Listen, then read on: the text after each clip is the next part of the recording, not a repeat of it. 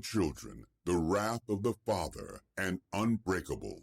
Deeply researched and mixed with the supernatural, good versus evil makes these thrillers hard to put down, shining a light on the root cause of these crimes and introducing a spiritual solution. Justice will be served. Available at lulu.com in paperback or ebook. Are you ready to change your life, but don't know how to start? Is your stress and worries keeping you awake at night? Have you been battling grief, anxiety, or depression all alone? Have you lost touch with your own sense of being or spirituality? Soul Free Therapies offers professional and affordable live video streaming counseling and coaching services from the comfort of your own home. Sessions offered in English, Spanish, and Portuguese. Go to our website at www.soul-free.com and book your first session today. It's the Opperman Report. And now, here is investigator Ed Opperman. Okay, welcome back to the Opperman Report. I'm your host, Private Investigator Ed Opperman. We're here today with John Scherer, formerly known as the video professor. We find out now. He never was a professor. We won't get into that. Okay, video professor. And he's running his company now, canlessair.com, 800-945-6498. And it doesn't contain this poison that's getting people addicted and ruining their lives and frying their brain. When you see these people, it's the worst. These huffing guys, the worst that they have out there. I was going to ask you a question, but before I get to that, now you said they put a bitterant. They could put something in this, right, that would still clean your keyboard, but it would make it unpleasant to consume. Correct. But they're doing it half-ass. Oh. And the reason they're doing it is money. Why would they want to kill all their sales? We got to So, get. I mean, Yeah. Imagine you it's your company. Yeah. You want to sell as much as you can, right? Why would you put something in that would stop these huffers from buying it? You wouldn't, and they're not. We need John Scherer, the formerly video professor, testifying before Congress, man, about this. This is what we got to get you, man, so they can pass some legislation forcing them to put. This is a clear and obvious problem here that could be easily solved, man, but for greed. Outrageous.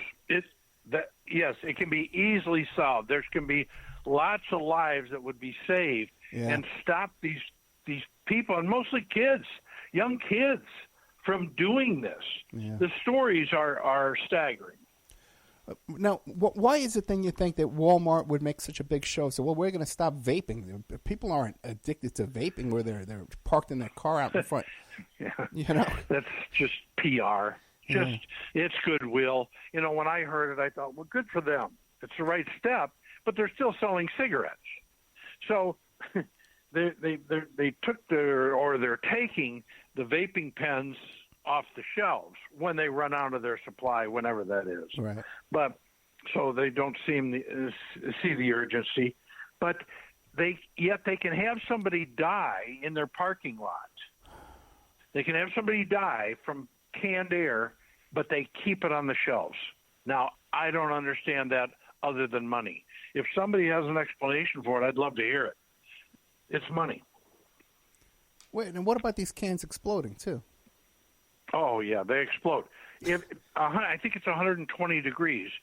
They're not allowed, these computer repair shops used to go around and carry that in their cars. Yeah. They're not allowed to anymore because they've exploded. I've seen pictures, I've read stories about cans of canned air blowing up in a car. The heat gets it, blows up. Yeah, I've seen video of this kind of stuff.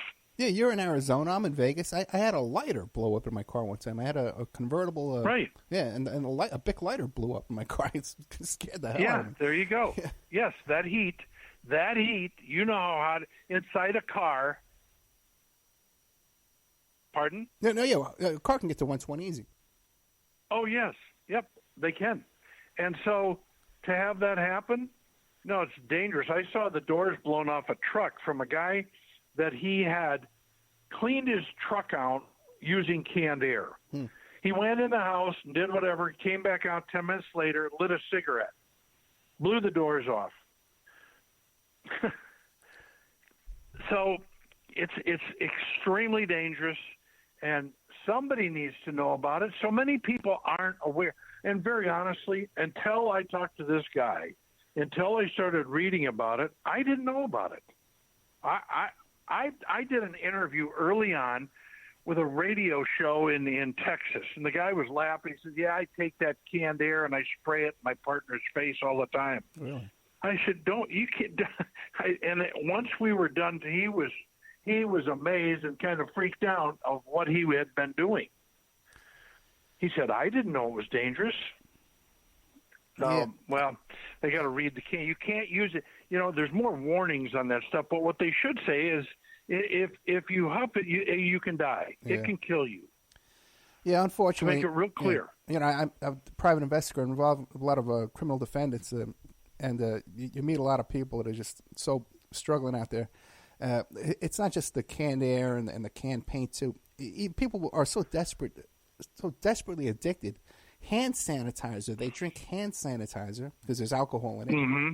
And Right. mouthwash. And this really cheap mouthwash that has alcohol in it. Oh. I know. It's And these Tide Pods. well, I don't know if you can get high on that. But, No, the kids have done that. yeah, I know they're eating them. Tide Pods. Who does that? I know. Oh, Now, John, you have some horror stories about some people that got addicted to the canned air? oh yeah. There's one that was called Allison the Huffer, and you can Google her. That she was a nightmare. There were videos, and I assume they're still there. Videos of her doing it and getting high and just laying on the ground, passing out, getting up, doing it again. Yeah. Terrible, terrible stuff. Terrible. The worst story, the one I remember, a lady in California had a 15-year-old daughter and an older daughter, high school. She went to pick her older daughter up. Her younger daughter was at home. So she runs to the high school to pick her older daughter up, bring her home. When she gets back, her 15-year-old daughter is sitting up in bed with a straw from canned air in her mouth, and she was dead. Oh, my God. Dead. So the mother leaves, and it was the first of this kid had never huffed before, according to all her friends, according to her sister, never heard about it. So she obviously tried it and was dead.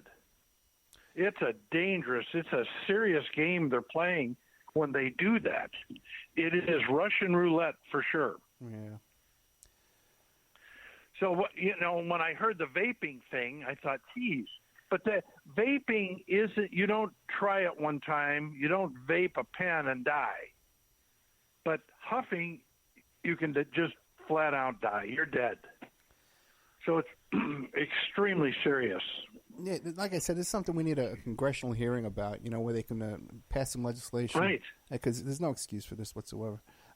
Now, I was going to ask you another question, back to Video Professor, because I Sure. had a chat once with Joe Francis, and he said his commercials were on every 5 minutes too, and he said, well, he didn't really earn that much money. There wasn't that much profit because there was so much expense to buying the airtime. Did you experience that? Oh, yeah. no. So let me tell you this. When I started, we had $25,000 that pretty much all the money we had, and we kicked it around for a long time about doing television. We did an infomercial, and we were going to roll the dice. So here's what happened. Now this is before the internet. So we'd run a television commercial. This is in the days of Ron Popeil. Yeah. Blasting the airways. He was one of the originals. So we run it. We get a report the next morning. We get a report how the stations did, and we had what we called a two-turn. It had to do a two-turn, meaning that if you spent $1, you had to get $2 back. Right then. Then you'd get more than that from people ordering later, but you had to get two turns. Anything less than that, we scratched the station. We canceled any future airings. But here's what was going on in reality. there were times that we would spend $1 and get $12 back. Wow. Yeah, it was a tremendous return years ago. That all changed, and how it changed is everybody with products started getting on television, driving the airtime up. It drove the airtime up. So, maybe an infomercial cost us $5,000 on CBS for a half hour. Well, it changed to 30,000, changed to 60,000. It all changed. It was supply and demand.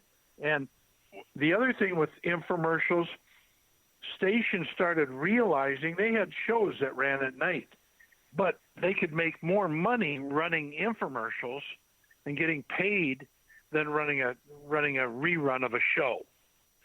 So, no, in the early days, it was awesome, tremendous, and then you terrific. Said it was affiliate marketing, because I did some of that internet affiliate marketing too, where you'd sign up, they'd give you an affiliate link, and if someone clicked on the link and they made a purchase, I'd get a commission. Right. And around 2007, you're right, there was a ton of fraud. It was well known that there were certain companies that you can kind of game their system. They gamed the system.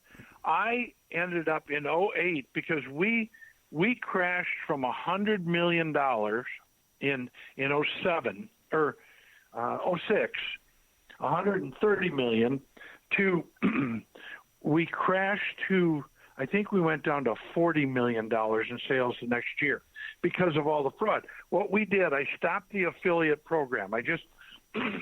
We were bleeding money. Yeah. I stopped the affiliate program. We just went with television. Then, we're looking at it saying there's got to be a way to control it. So what we did, we sent out letters to all the affiliates. I did interviews where they had so many different scams, and I made it clear to affiliates that if they even come near us with any of these scams, they're going to get sued. But they used to do things like, here was one of their scams. I forget the name of this one. This was the worst. This is what really clobbered us. An affiliate company runs an ad and says, hey, make money from home. Make $20 an order from home. Doing surveys. That's what they were called, survey sites. So here's how it worked. They hire you, so you're going to sit home and you're going to review products for them. So you use your credit card. You order Video Professor. You order it with the understanding when you order it, and once you get it, the affiliate's going to pay you $40. Maybe your card was charged $6.95, by the way. You were charged $6.95 by Video Professor. You were going to make $20, so you did. So then we go to bill your card because you kept the product 10 days, 15 days later. We go to bill you, and that's where it hit. They do a chargeback. They write the attorney general. They're billing my credit card. And I'm like, where is this coming from? What's happening here? Well, that's what the affiliate companies were doing. The survey companies were having you do a survey, get the product. We pay, the big money, we paid the affiliate $40 for the order. Now, did you ever look into perhaps the guy in your company who you had running this affiliate marketing program was kind of like in on this, No, they weren't. No? We went right there first. Yeah. We went right there. No, because we had too many checks and balances. Okay. So what I did, once we went back out for affiliates, we set up affiliate fraud department. I had an attorney in-house. I had a paralegal in-house.